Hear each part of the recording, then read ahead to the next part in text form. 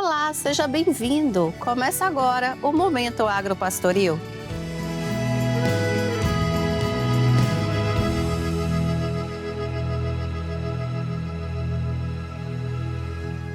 A Semana do Campo está cheia de novidades. O azeite de oliva brasileiro alcança um novo patamar de reconhecimento internacional com a seleção de 9 marcas para a edição de 2026 do FLOS Olley. Considerado um dos guias mais importantes do mundo, a publicação italiana funciona como uma vitrine para o mercado global, sendo uma referência consultada por importadores na hora de fechar negócios e escolher novos produtos. A maioria das marcas selecionadas vem do Rio Grande do Sul, sendo 7 representantes, enquanto Minas Gerais contam com 2 marcas, assim destacando a força produtiva dessas regiões. A lista completa dos premiados foi divulgada em setembro, mas o guia oficial, com a análise completa dos produtos, será lançado em dezembro deste ano, consolidando a presença do Brasil no cenário mundial de azeites de alta qualidade. Um estudo inédito do Observatório de Bioeconomia da Fundação Getúlio Vargas posiciona o Brasil como um líder mundial na preservação de florestas em propriedades privadas, diferentemente de potências como Estados Unidos, Canadá e membros da União Europeia, que remuneram seus produtores por serviços ambientais. A legislação brasileira impõe a conservação como uma obrigação legal, sem compensação financeira direta. Essa responsabilidade é definida pelo Código Florestal, que exige a manutenção de até 80% da vegetação nativa em propriedades na Amazônia e 35% no Cerrado. Na prática, a pesquisa da FGV estima que os produtores rurais são responsáveis pela conservação de cerca de 120 milhões de hectares, um esforço de preservação considerado desigual e sem paralelo em comparação com outros países. Os produtores de uva do Noroeste Paulista enfrentam uma safra desafiadora, marcada pelo clima irregular e pela desvalorização da fruta.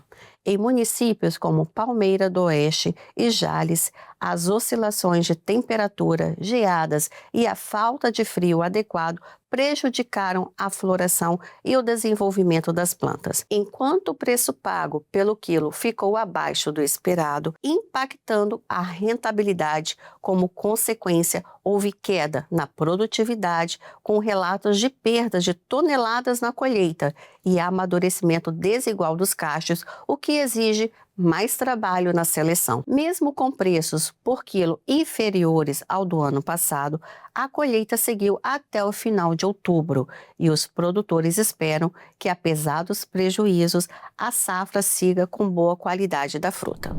Agora, vamos ao assunto que interessa muito ao produtor rural, o tempo. E para isso, eu recebo aqui a Raíssa. Seja bem-vinda, Raíssa. É bom tê-la aqui novamente. Obrigada, Claudi. E hoje eu venho com boas notícias. O tempo quente e seco que dominou boa parte do país está com os dias contados. Vim trazer o panorama, não só do tempo, mas de como o clima deve se comportar até o final de outubro e como fica nesse começo de novembro. O que podemos então esperar, Raíssa, para os próximos dias? O produtor pode se animar com a chegada das chuvas? Com certeza, Claudi. Vamos dar uma olhada no mapa. Este é o cenário que o produtor quer ver. Um mapa todo azulado, mostrando o avanço de uma frente fria. Isso significa que a chuva de 30 a 50 milímetros está chegando. É a famosa chuva agrícola, aquela que molha a terra sem encharcar, permitindo que o maquinário entre em campo para o plantio. Uma boa notícia para o produtor. Essa tendência continua positiva no mês de novembro? Sim, Claudi. O Brasil não estará seco em novembro. O mapa mostra um aumento significativo da umidade do solo no Sudeste, Centro-Oeste, Mato Piba e no Pará. Isso se deve à Laninha. Chega em boa hora para o produtor dessas áreas, pois favorece a formação das zonas de convergência do Atlântico Sul. Uma dúvida que sempre surge com o fenômeno da Laninha é a região sul do Brasil. A previsão é de seca ou de geada? Sim, Claudi. Olhando para dezembro e janeiro, os efeitos da Laninha devem trazer chuvas excelentes para o Nordeste, com volumes que podem bater na casa dos 300 milímetros entre a segunda quinzena de dezembro e a primeira de janeiro. Que panorama animador para o produtor rural nesse período de chuvas. Raíssa, muito obrigada por trazer informações tão importantes para o setor. Obrigada, Claudi. Obrigada a todos que estão nos assistindo. Agora, você irá acompanhar uma entrevista que realizei com a doutora Alexandra Mardegan, promotora de Justiça do Ministério Público do Pará, com o tema Justiça, Sustentabilidade e Transformação Social na Amazônia. Hoje vamos atravessar o Brasil virtualmente para uma conversa muito especial. Estamos conectados diretamente com o estado do Pará para falar sobre um trabalho que une justiça, sustentabilidade com o cuidado da população amazônica. Temos a honra de receber, por videochamada, a doutora Alexandra Mardegan. Seja bem-vinda, doutora. Olá, é um prazer. Olá a todos que nos assistem. É uma honra poder ter sido convidada para falarmos um pouquinho do nosso trabalho aqui nos rincões da Amazônia. Doutora Alexandra, nós que agradecemos, conhecemos o seu trabalho aí no Pará, que é uma promotora de justiça e que faz uma diferença na região longínquas, na região do agronegócio. Muito obrigada por ceder o seu tempo e estar aqui conosco. O prazer é todo meu. Então, vamos falar um pouquinho da sua função. O que vem a ser uma promotora que cuida da parte do agro, ali dentro da estrutura do MAPA? Então, o promotor de justiça, em geral, ele é visto e sempre lembrado como aquele promotor, aquele homem, mulher de capa preta, implacável, que só atua na questão criminal. Mas o Ministério Público é muito mais que isso. No âmbito da promotoria de justiça agrária, o promotor de justiça agrário, ele é, além de ser um fiscal de políticas públicas, ele é também um indutor de políticas públicas, né? Nós fomentamos diversos projetos de desenvolvimento sustentável. Sim. E essa é uma tônica do trabalho que desenvolvemos aqui no Ministério Público do Estado do Pará. Doutora Alexandra, o seu trabalho tem sido reconhecido junto aí com a equipe do Pará em vários segmentos. Existe um trabalho de utilizar uma madeira que foi apreendida por uma extração ilegal, outros trabalhos de cultivo para poder levar o alimento para escolas. Nos conta um pouco desses projetos que tem feito. Maravilha. Olha, de fato, tem sido muito gratificante esses trabalhos que temos desenvolvido em forma de projeto. Esse que promove a destinação de madeiras apreendidas é o Bom Destino, e é um projeto em que, a partir da apreensão de madeiras, originariamente essa madeira ela passaria décadas aí num pátio, aguardando o término do processo. Entretanto, a partir dessa atuação que fazemos em conjunto, especialmente com a Polícia Rodoviária Federal, nós fazemos a destinação antecipada dessa madeira. A partir de um levantamento que é feito junto às comunidades locais, né, comunidades tradicionais, indígenas, ribeirinhos, assentados da reforma agrária, levantamos a necessidade dessas comunidades e, a partir daí, nós fazemos a destinação. E essa madeira apreendida, que é fruto de crime ambiental, ela se transforma em pastejos rotacionados, Sim. em estacas para plantações de pitaia, de pimenta, de maracujá, diversas culturas. Então, tem sido algo realmente maravilhoso poder ver que, a partir do cometimento, é óbvio, o ideal é que o crime nem fosse cometido. Mas já que houve o crime, por que não dar um bom destino a esse produto, que no caso é a madeira apreendida? Nesse caso, o ideal seria que o crime não tivesse acontecido, como a senhora citou, mas acaba tendo um destino que justifica socialmente o uso dessa madeira e traz ainda uma sustentabilidade, porque não se perde ali, né, o que foi desmatado. Com certeza. E além dessas madeiras serem usadas, via de regra, na implantação também de sistemas agroflorestais, Sim. a madeira também ela fixa o carbono. Então, é mais uma forma também de contribuir para a mitigação dos impactos climáticos. Além desse trabalho da recuperação de uso dessas madeiras, também outros projetos têm dado um destaque para a região, como, por exemplo, Comida para Todos, não é isso? Isso. O projeto nasceu na comunidade indígena, a TI Sororó do povo Aiqueuara. É uma comunidade muito extensa e que viveu aí uma degradação ambiental muito grande, especialmente a partir da queimada de grande parte da sua floresta, de onde eles tiravam aí grande parte do seu sustento.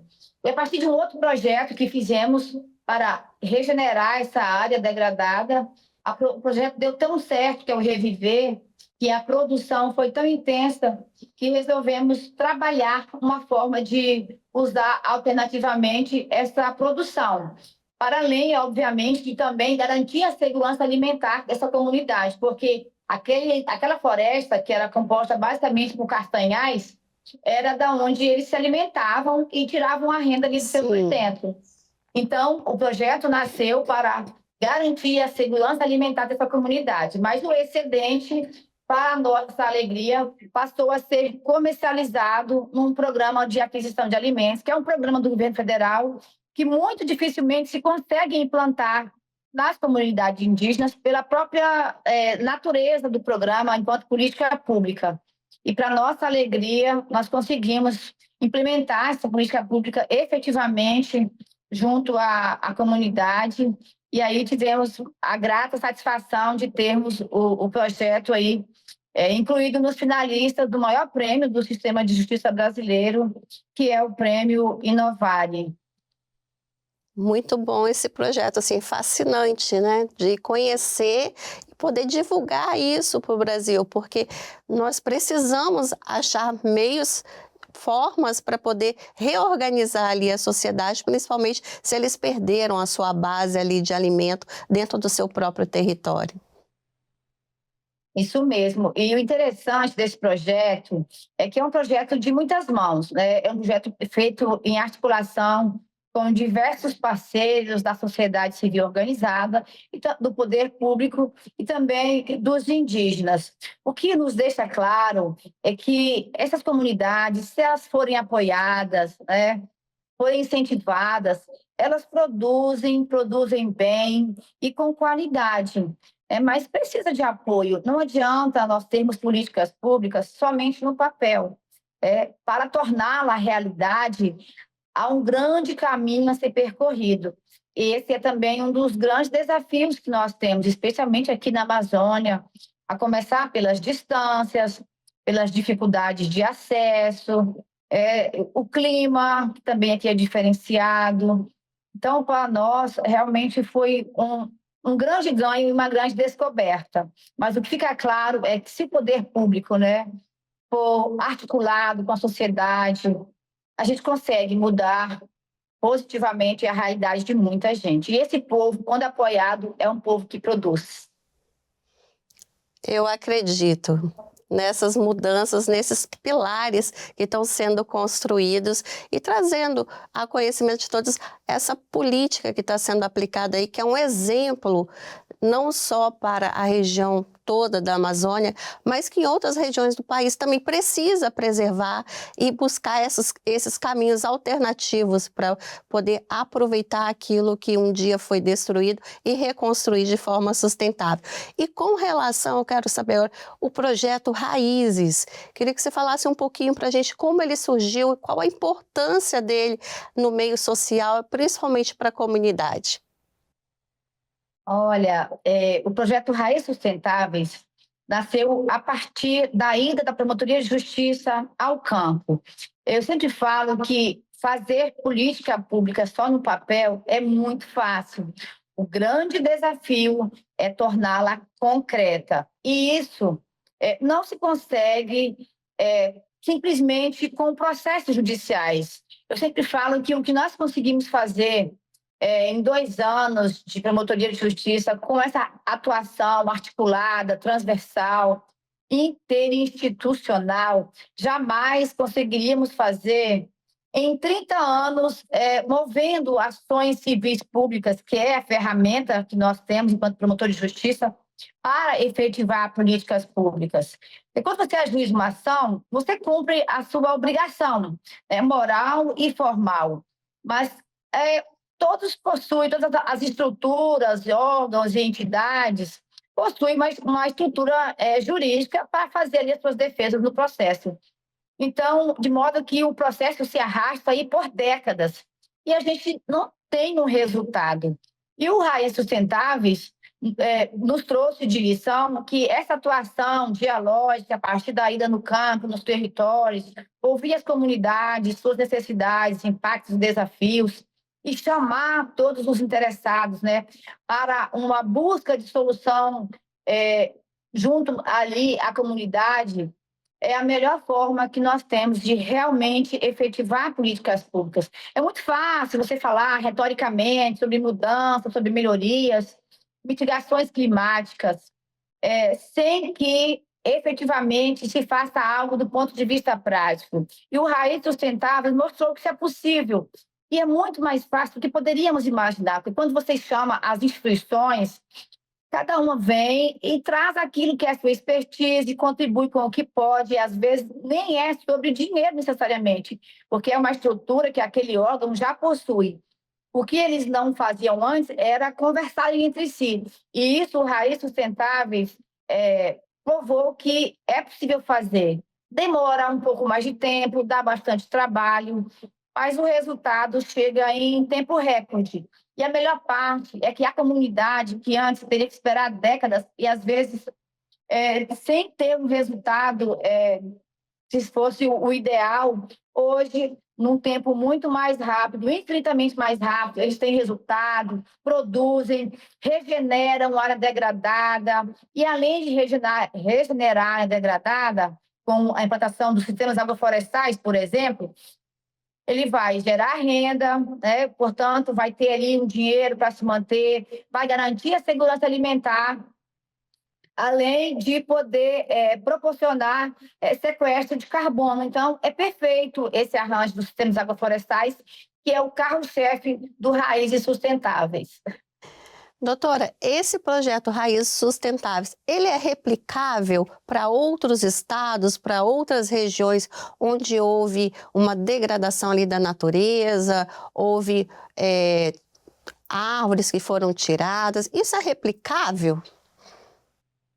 Com certeza, totalmente replicável, não importa qual o bioma, só precisa ter disposição para chamar os atores para conversar e ir a campo, com bastante ânimo e coragem, mas é totalmente replicável. Doutora Mardel, quero te agradecer por esses esclarecimentos e pedir para você deixar um recado para aqueles que estão nos acompanhando, né, o que eles poderiam fazer para ser os multiplicadores, então, desse projeto. Olha, eu agradeço mais uma vez a oportunidade. É importante, eu sempre falo que para nós fazermos mudança, a mudança que queremos ver tem que começar em cada um de nós, né? Eu sempre falo isso.